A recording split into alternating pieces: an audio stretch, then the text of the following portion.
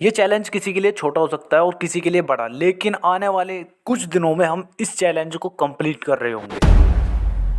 कितने दिन बचे हैं तुम्हारे एग्जाम को? 10 दिन, 15 दिन, 20 दिन, चाहे कितने भी दिन हो। इस वीडियो के कुछ मिनट तुम्हारे बोर्ड एग्जाम के लिए बहुत ही ज़्यादा इम्पोर्टेंट होने वाली है। कुछ नहीं पढ़ा है तुमने, जो भी मैं तुम्हें इस वीडियो में शेड्यूल बताऊंगा ना, उसको बस अच्छे से फॉलो कर लेना और मैं गारंटी देता हूँ तुम्हारे 90+ आराम से आने वाले हैं। और वीडियो के लास्ट में एक बोनस टिप है, तो लास्ट तक बने रहना। So hi everyone, this is Mukul और आज की वीडियो में मैं तुम्हें बताने वाला हूँ ये जो तुम्हारे अब दिन बाकी के बचे हैं, इन दिनों में तुम्हें किस तरह से पढ़ना है जिससे कि तुम अपने बोर्ड एग्जाम में बहुत तगड़ा स्कोर कर सको।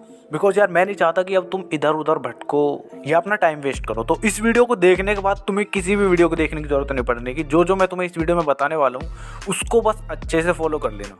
मैं तुम्हारे बड़े भाई जैसा हूँ, मुझे पता है कि इस टाइम तुम्हें कैसा फील हो रहा होगा, तो इसीलिए हम इस चैलेंज को मिलकर कंप्लीट करेंगे। और एक राज की बात बताऊं, तुम्हारी कोई भी प्रॉब्लम हो ना, उसको कहीं पर लिख दो और जब तुम उस प्रॉब्लम को लिख देते हो तो उसका सॉल्यूशन तुम्हें अपने आप ही मिलने लगता है। और यहाँ तो मैं तुम्हें सॉल्यूशन दे ही रहा हूँ, तो कमेंट में अभी अपनी प्रॉब्लम लिख दो। कमेंट करने के बाद फिर देखो तुम्हारी कैसे वो सॉल्व होती है। तो चलो फिर बात करते हैं चैलेंज की। तो यार जिस वे में मैं चैप्टर्स को बताऊंगा करने के लिए, उन्हीं चैप्टर्स को उसी वे में करना है। 3 सब्जेक्ट की हम बात इस वीडियो में करने वाले हैं, मैथ्स, साइंस और सोशल साइंस। स्टार्टिंग हम करेंगे सोशल साइंस से।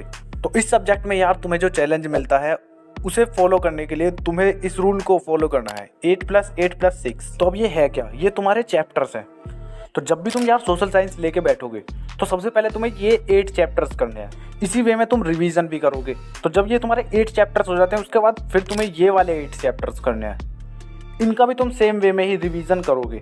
और जब तुम्हारे ये हो जाते हैं तो इसके बाद आते हैं तुम्हारे ये लास्ट 6, जिसमें तुम्हारे 5 तुम्हारे चैप्टर्स हैं और लास्ट है तुम्हारा मैप वर्क।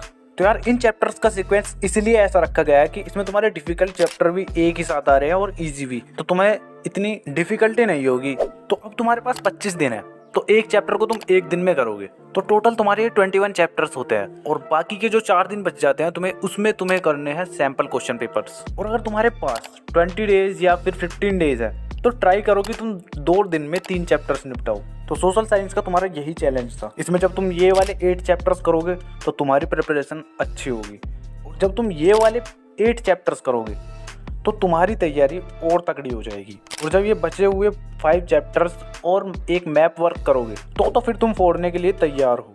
बिल्कुल, तो इन्हें अच्छे से कर लेते हो तो सोशल साइंस में तुम बहुत तगड़ा स्कोर करोगे।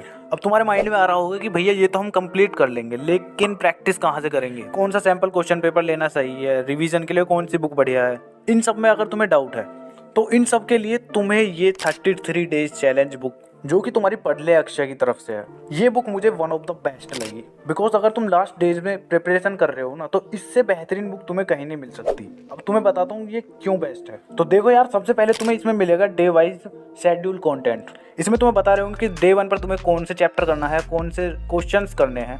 और बात करें क्वेश्चंस की, तो क्वेश्चंस में तुम्हें इसमें कॉम्पिटेंसी बेस्ड क्वेश्चन मिल जाएंगे, केस बेस्ड क्वेश्चन मिल जाएंगे, असर रीजन, मतलब जो भी तुम्हारे क्वेश्चन बोर्ड एग्जाम के लिए इंपॉर्टेंट है ना, वो सब तुम्हें इस बुक में मिलने वाले हैं।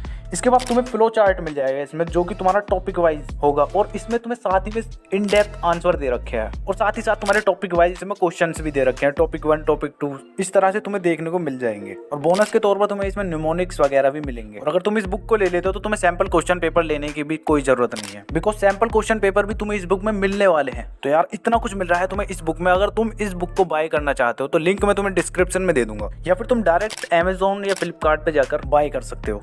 तो यार यहाँ तक सोशल साइंस की बात हो चुकी है और अब बात करते हैं मैथ्स की। तो मैथ्स में क्या चैलेंज रहने वाला है तुम्हें, उससे पहले तुम ये देखो। तो मैथ्स में तुम्हारे हार्ड और इजी चैप्टर्स होते हैं।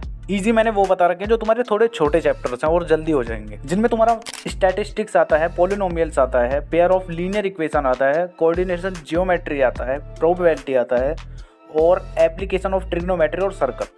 ये 7 चैप्टर्स तुम्हारे ईजी है और ये चैप्टर्स तुम्हारे जल्दी कवर हो जाएंगे।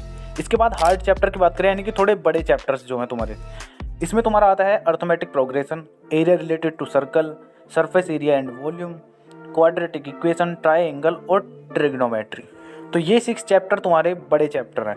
अब इसमें तुम्हारा चैलेंज क्या रहेगा? चैलेंज तुम्हारा इसमें ये रहेगा, तुम्हें पहले इजी चैप्टर करना है, फिर उसके बाद तुम्हें हार्ड चैप्टर करना है। अब वो कैसे?